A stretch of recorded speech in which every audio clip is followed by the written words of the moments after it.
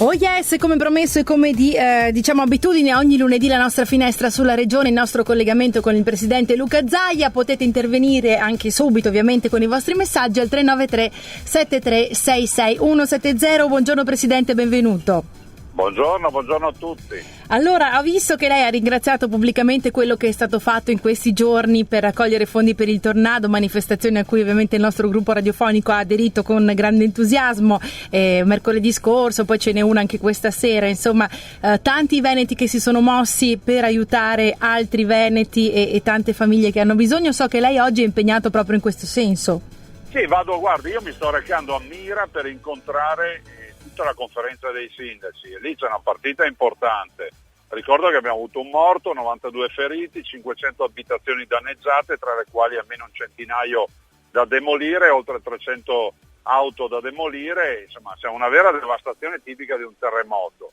E ovviamente i danni sono circa 100 milioni di euro, la regione ha messo quello che poteva, ha fatto il massimo, ha messo 6 milioni e il governo ne ha messi 2.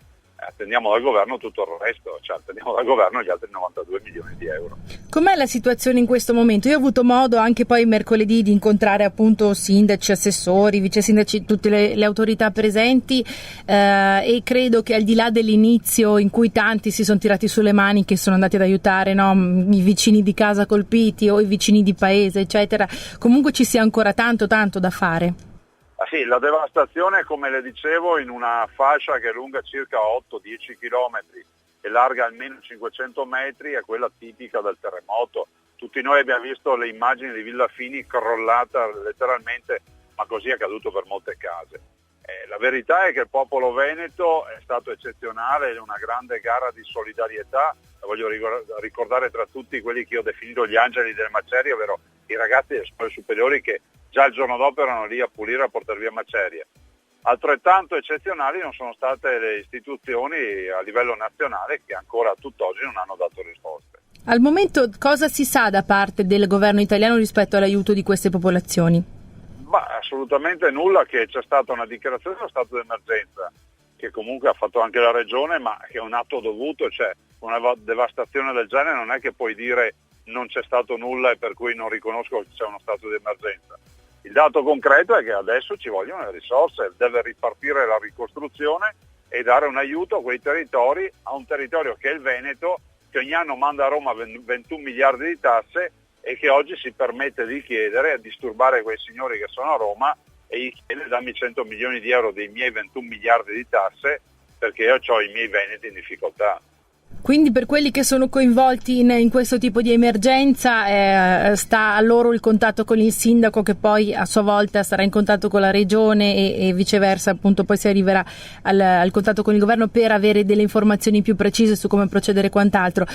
So che anche diverse associazioni di categoria, proprio ho avuto modo anch'io di vedere, no, in questi giorni si sono messe a disposizione per le province, i comuni vicini, per aiutare chi magari è un tecnico, chi addirittura fornirà le camerette per queste case una volta ricostruite. Ognuno ha messo un piccolo pezzettino. Mi pare che in questa disgrazia si sia sentito tanto la voglia di essere uniti, l'orgoglio di essere veneti, una parola che si è usata tanto, no? Ma sì, orgoglio veneto che c'è, viene fuori sempre nei momenti di difficoltà, lo abbiamo in casa e lo abbiamo anche fuori casa. Voglio ricordare che l'ultima catastrofe, che è stata quella del terremoto in Emilia Romagna, che ha colpito peraltro anche parte dei nostri territori veneti, in Polesine, ha visto tra i primi arrivare i nostri volontari, quindi mi sento anche di ringraziare tutti i volontari del Veneto, la protezione civile, gli alpini, tutte le associazioni di volontariato in generale, i carabinieri in congedo, insomma tutti quelli che nelle diverse dimensioni, diverse misure comunque hanno contribuito e contribuiscono a far grande questa regione. Non dimentichiamo mai che una persona ogni 5 in Veneto fa volontariato, questo è un grande valore.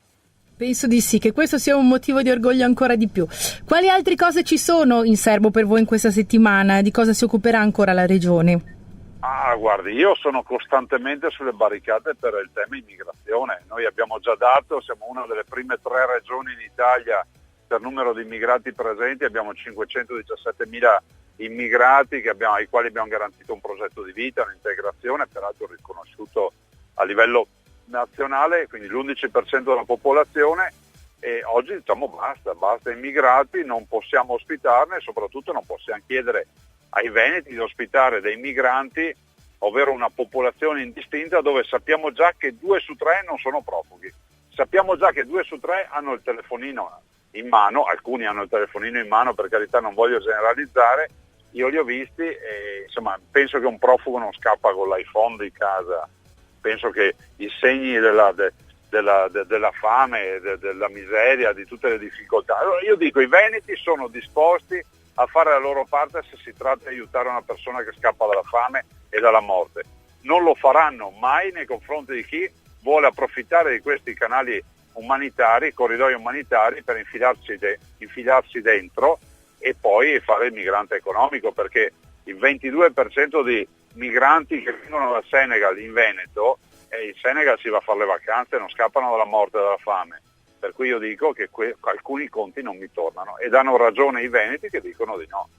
Riguardo il cambio del prefetto, invece, c'è stata tutta questa polemica sul fatto che per la protesta di Quinto di Treviso poi il governo abbia deciso di sostituire un prefetto. Cosa ne pensa?